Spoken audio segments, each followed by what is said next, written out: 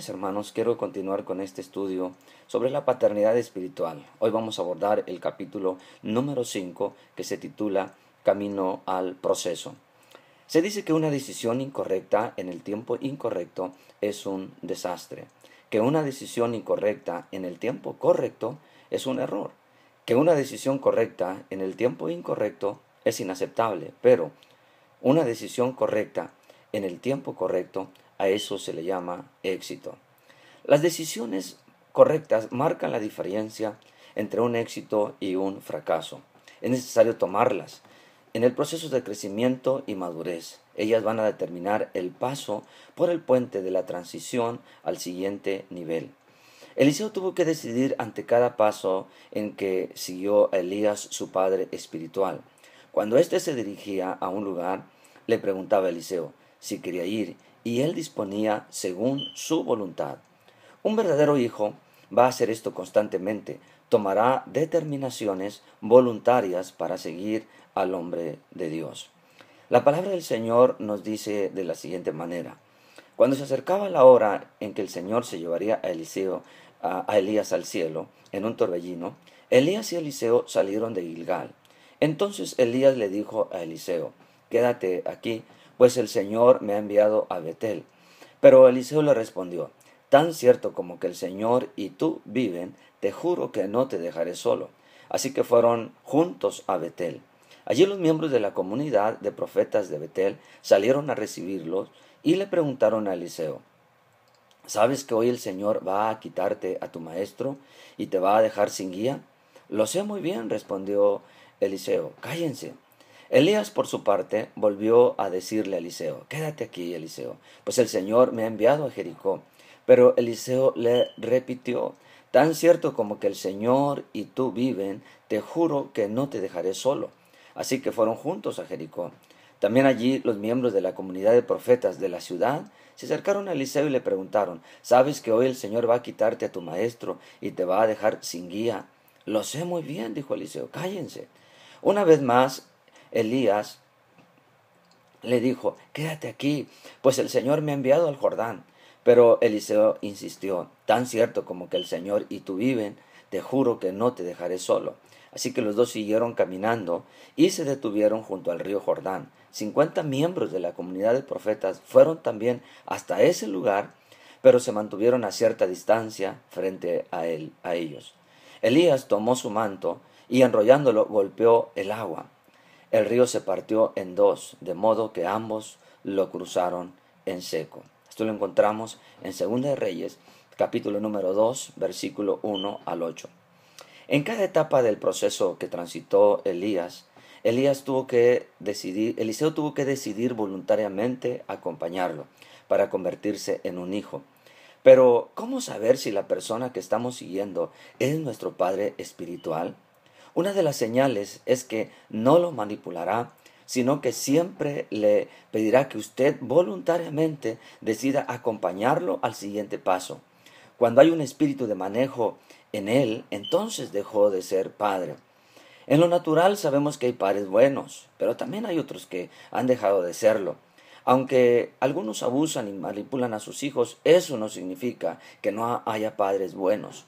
No nos vamos a detener en estos casos particulares, vamos a hablar de los casos generales. Creo que el verdadero padre espiritual es aquel que quiere lo mejor para su hijo y que, si éste crece en una unción aún mayor que él, se va a enorgullecer por ese hijo que él mismo ha formado. Tal vez usted recuerde la secta falsa de un hombre llamado el reverendo Jim Jones. Él era supuestamente un padre para sus seguidores, pero sus hijos no tenían voluntad propia. Todos hacían lo que él quería. Había un poder manipulador sobre ellos que los llevaba a tomar decisiones aislados de su propia voluntad.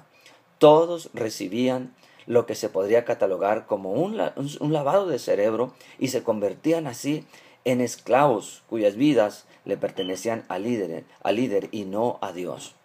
Desgraciadamente, estas pobres personas no se dieron cuenta de la verdad hasta que fue demasiado tarde, y la secta terminó en una de las más grandes tragedias registradas: el suicidio en masa de sus seguidores. Lo antes mencionado es diabólico y fuera de toda explicación lógica y racional. No es de eso que hablamos aquí en este estudio, pues un verdadero padre o mentor espiritual nunca lo va a manipular ni le impedirá ser leal a Dios y a su palabra. En primer lugar, él reconocerá que es de allí donde emana realmente toda autoridad y él mismo se sujetará a ella, reconocerá, así como lo dijo Martín Lutero, que la verdadera autoridad y está en la palabra de Dios. Él dijo que la verdadera autoridad reside únicamente en la palabra de Dios. Hablamos de mentores espirituales comprometidos con Dios y con la autoridad de su palabra. Un padre siempre le va a pedir a sus hijos le va a pedir a usted que decida si quiere continuar en cada etapa del proceso de entrenamiento bíblico y espiritual. Nunca lo manejará, pues el pastor o verdadero mentor reconoce que tiene responsabilidades hacia sus hijos espirituales y el verdadero hijo reconoce también que tiene responsabilidades hacia su pastor o a su padre de la casa. Vamos a ver las responsabilidades tanto del padre como de los hijos espirituales.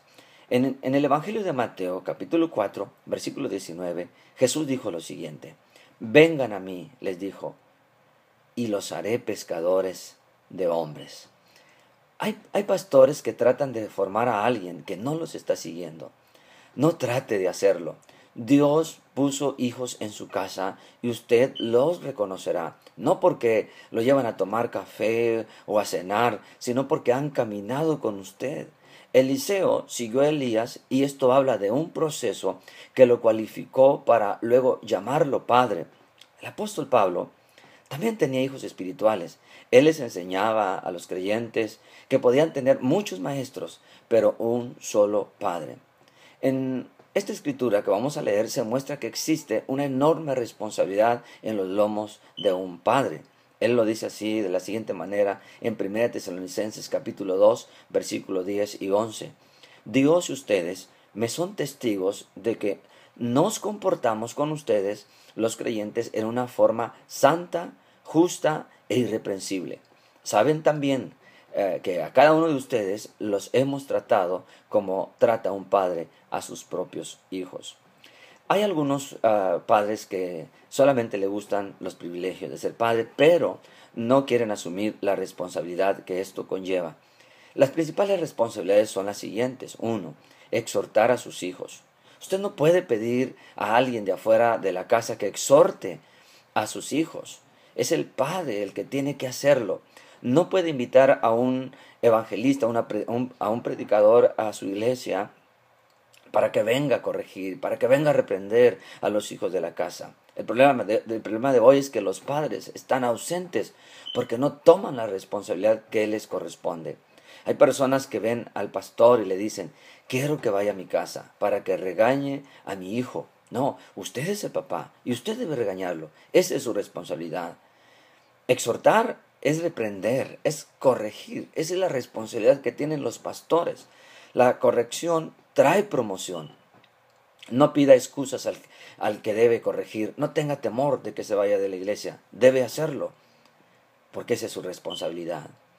Otra de las responsabilidades del padre es consolar. Todo padre tiene que tener la habilidad de consolar. Consolar significa animar, dar ánimo. Usted tiene que ser un padre que consuela a sus hijos, no de aquellos que los desaniman y los desalientan. Conéctese con ellos. En algunas oportunidades necesitan consuelo y no exhortación. Como padre usted tiene que saber discernirlo. Otra de las responsabilidades es heredar. Ya se acabó el tiempo de estar solitarios, del llanero solitario. Usted no necesita ser el que hace todas las cosas solo. Este es el tiempo cuando Dios levanta a padres que transfieran a sus hijos esa herencia y esa responsabilidad. Ahora bien, ¿cuál es la responsabilidad de los hijos espirituales? Es importante que conozcamos también esas responsabilidades como las que Eliseo tuvo como hijo, ya que él estuvo dispuesto a despojarse de sí mismo y a recoger el manto para operar en el espíritu de su padre. Eliseo practicó y reflejó características que recibió de su padre Elías, que lo llevaron al éxito en su ministerio. Como líderes estamos emplazados como padres espirituales y como los mejores ejemplos para nuestros hijos. Es incongruente que les digamos que hagan algo que nosotros no estamos dispuestos a hacer. A veces, naturalmente nos frustramos con los hijos que levantamos, los vemos tan difíciles y nos peleamos con ellos, pero en verdad es lo que han aprendido de nosotros, es que se parecen mucho a nosotros. La responsabilidad de los hijos espirituales esencialmente debe ser la siguiente: honrar a sus padres. Honrar significa enaltecer, reverenciar, pero la palabra que más me gusta es la palabra respetar. La Biblia dice: honra a tu padre y a tu madre para que tus días sobre la tierra se alarguen. Este es el único mandamiento con promesa, y de los 10 mandamientos es el quinto, el que está en medio. No se puede hablar mal del padre de la casa. No se puede hablar del hombre que ha sido ungido como padre de la casa. Hay que honrarlo.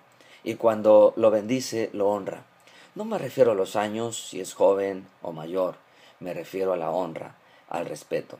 Hay personas que enaltecen al siervo con una motivación escondida o incorrecta, pero en verdad lo están deshonrando, ya que esperan que les den un puesto o recibir una ayuda de ellos, o que les impulsen para llegar a donde quieren. Este es el tiempo para honrar a los padres espirituales. Dios te bendiga.